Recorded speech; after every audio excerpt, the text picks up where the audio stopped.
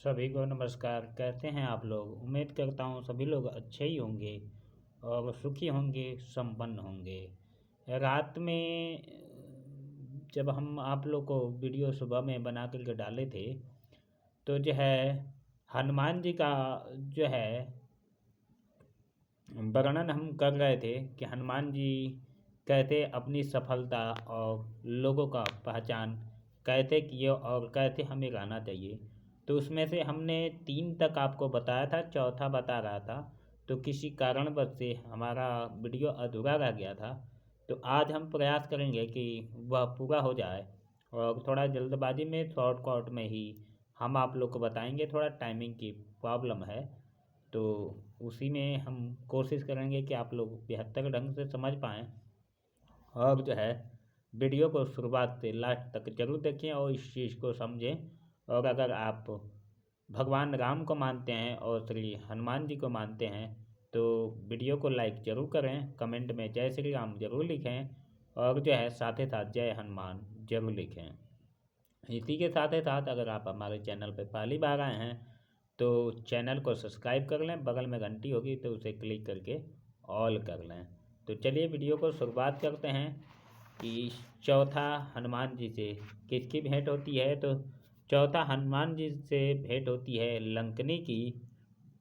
और जब हनुमान जी मच्छर के समान सूक्ष्म रूप धारण करके लंका में प्रवेश करने का प्रयास करते हैं, तब उस समय उनकी भेंट लंकनी से नाम की एक राक्षसी से होती है। लंका की द्वारचारिका रहती है, यानी लंका की द्वारचारिका यानी पहरेदार रहती है।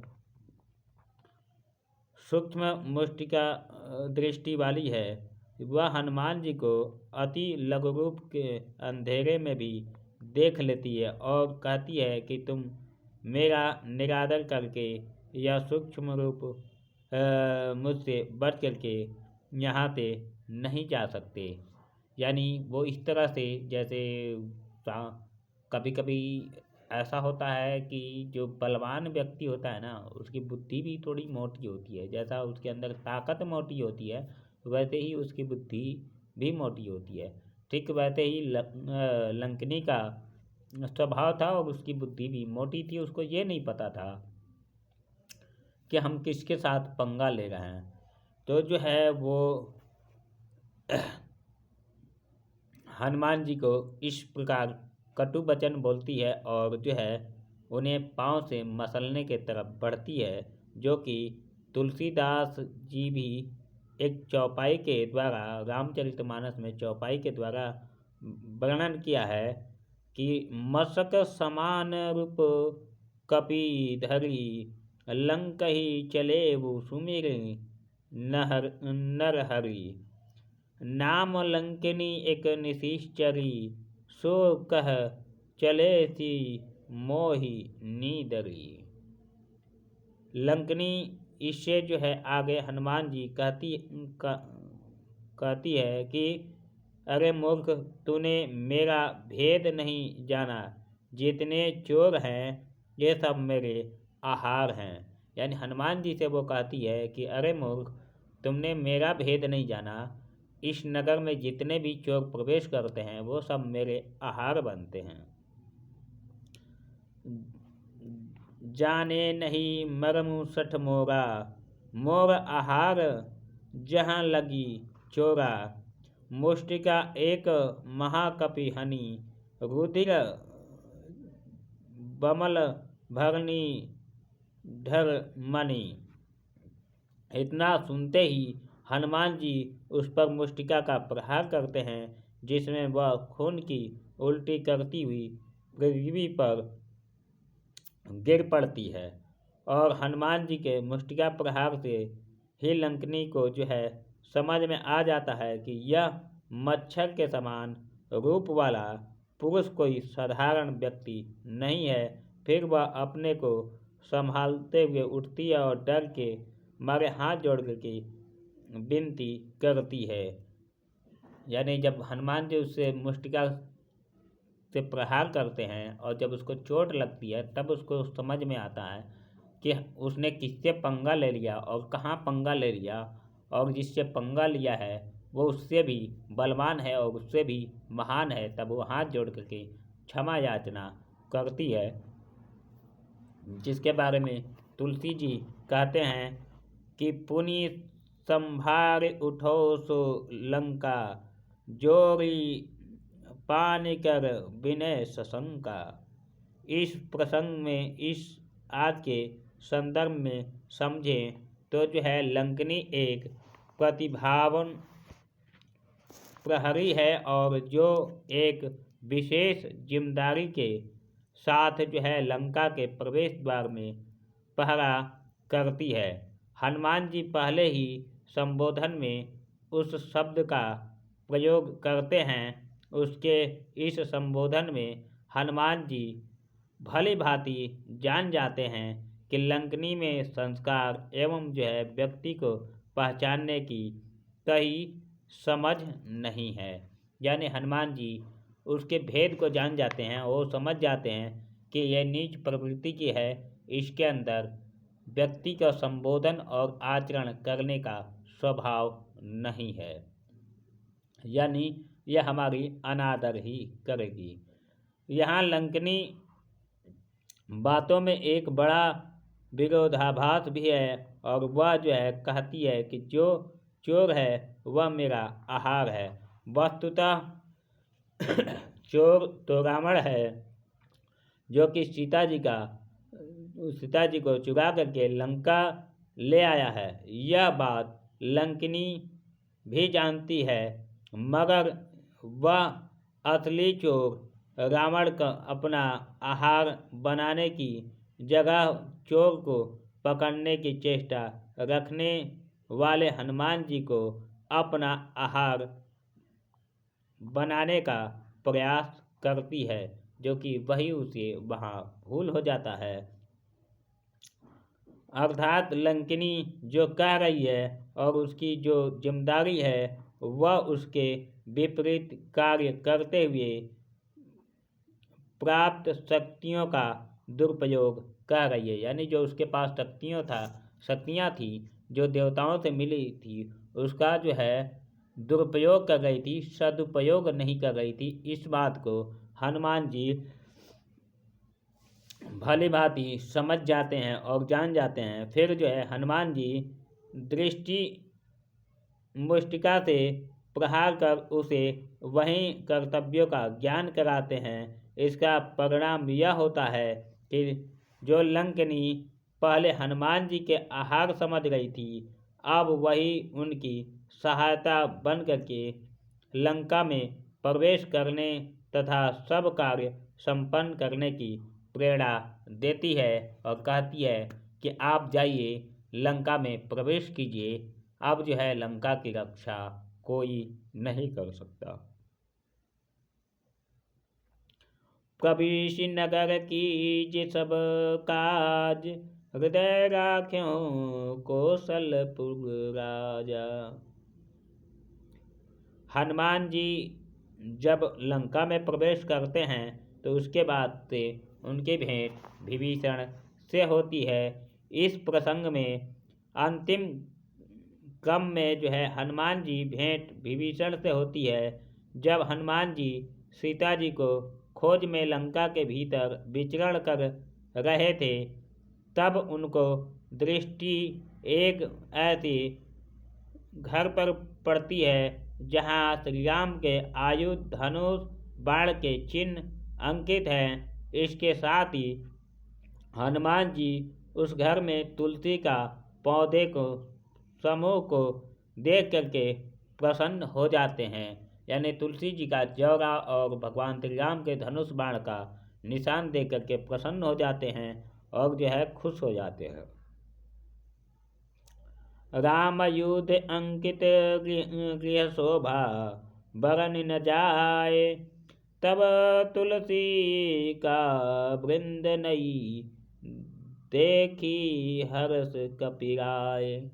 यानी ये सब देख करके हनुमान जी जो है प्रसन्न हो जाते हैं और विभीषण के घर के परिदृश्य को बाहर से ही देख करके हनुमान जी जान जाते हैं कि यह किसी सज्जन का घर है, किंतु हनुमान जी मन में विचार करते हैं कि लंका एक ऐसी स्वर्णमयी और अद्भुत नगरी है और राक्षसों से घिरा हुआ है। यहाँ पे जो है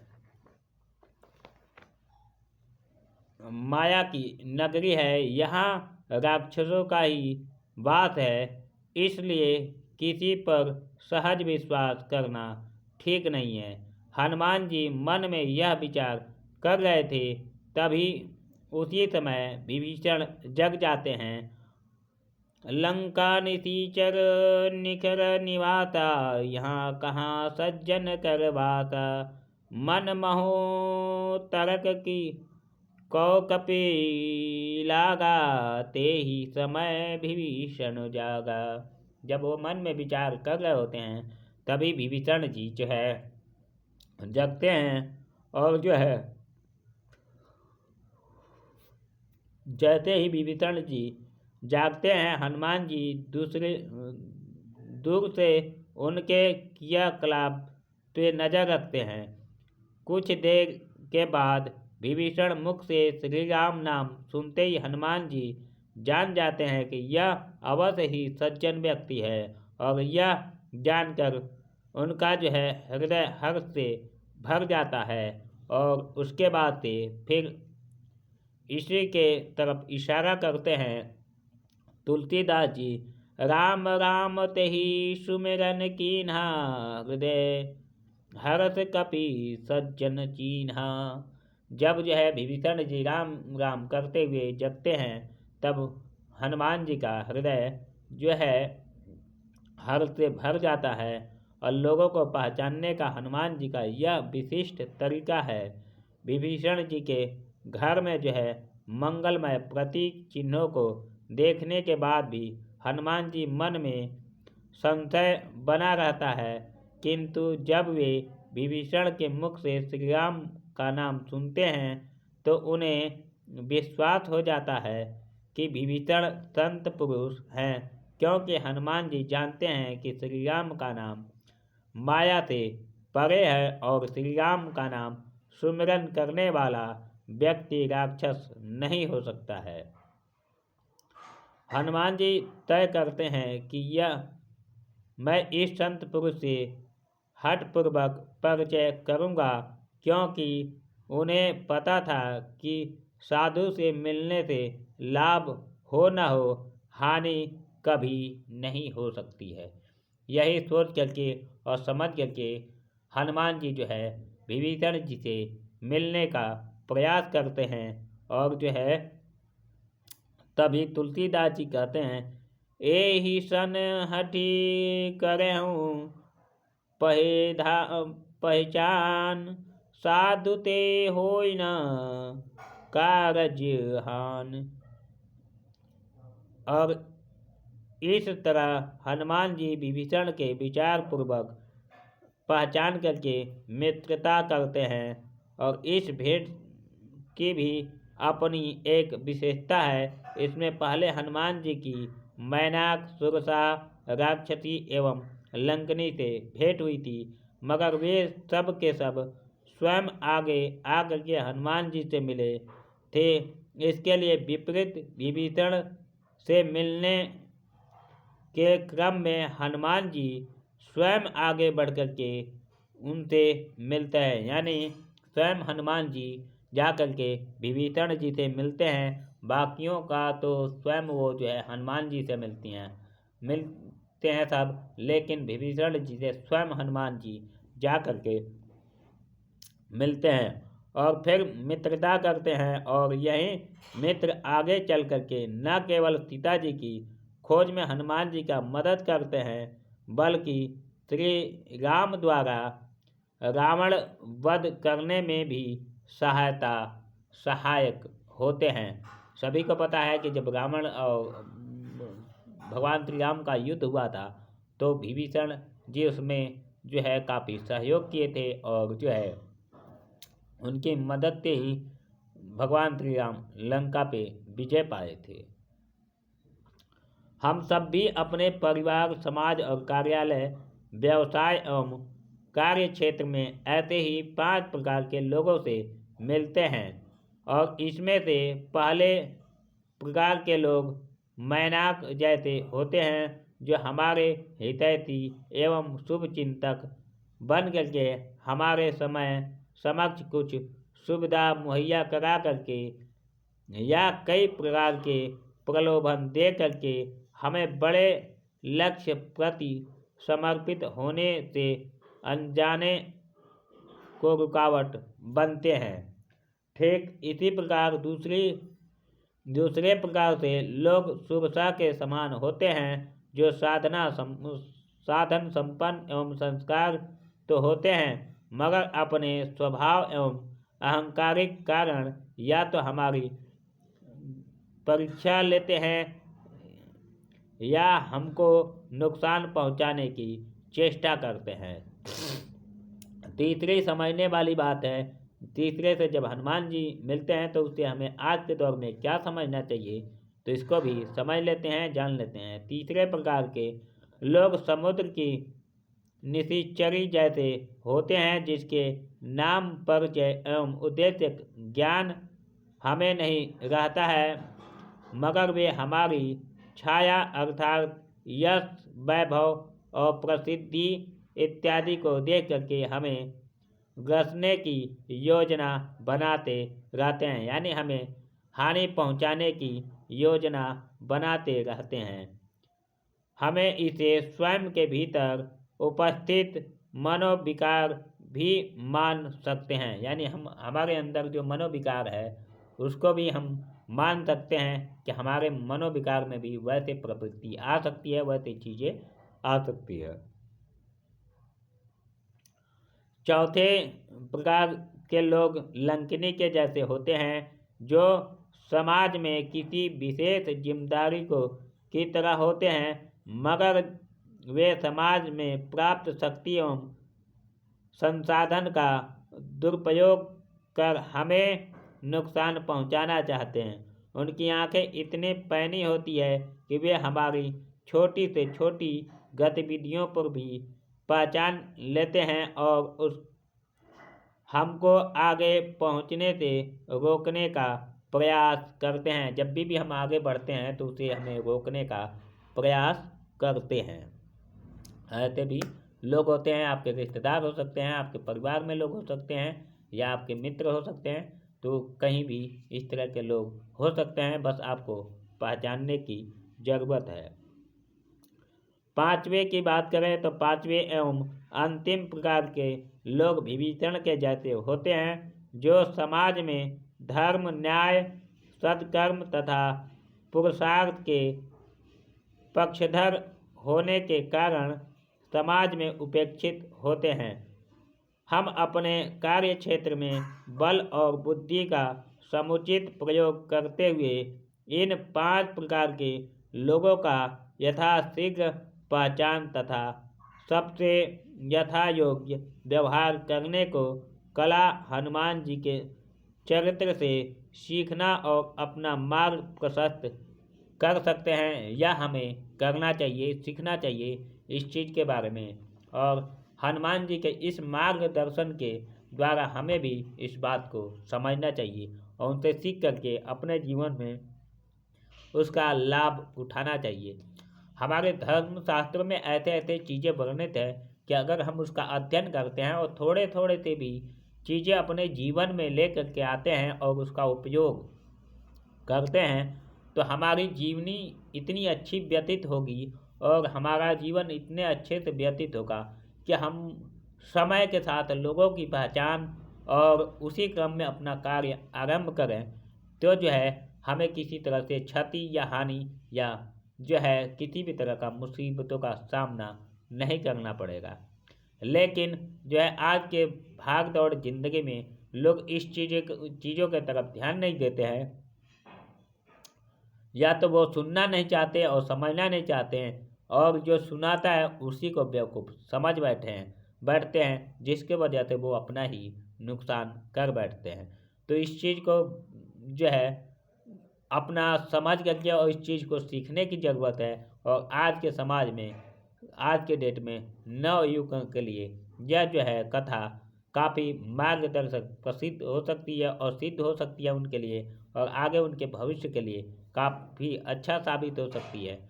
तो जो है अपने बच्चों को भी यह शिक्षा देने का प्रयास करें और ये चीज़ें समझाने का प्रयास करें, ताकि आगे चल कर के आपके बच्चों के भविष्य में इस तरह का किसी भी तरह का कोई अनुचित व्यक्ति जो है उसका लाभ न उठा सके। इस वीडियो में आज के लिए बस इतना ही। मैं आपसे बात कर रहा हूँ वैदिक पंडित प्रमोद कुमार दुबे, गोरखपुर मंडल, कुशीनगर, उत्तर प्रदेश से। हमारा संपर्क नंबर है 9891915431। पूजा पाठ से रिलेटेड अगर किसी भी तरह का कोई भी समस्या हो उसके समाधान के लिए आप हमसे संपर्क कर सकते हैं, या अगर आप दान या सहयोग करना चाहें तो आप हमें गूगल पे कर सकते हैं हमारे इसी कॉन्टैक्ट नंबर पे। आज के लिए बस इतना ही। जय श्री राम, जय श्री हनुमान। भगवान सबका कल्याण करे। जो भी इस वीडियो को देखे भगवान उन पर कृपा बरसाए और उनके जीवन में सुख शांति बनी रहे। फिर मिलेंगे नए वीडियो नए जानकारी के साथ, तब तक हमें दीजिए इजाज़त। नमस्कार।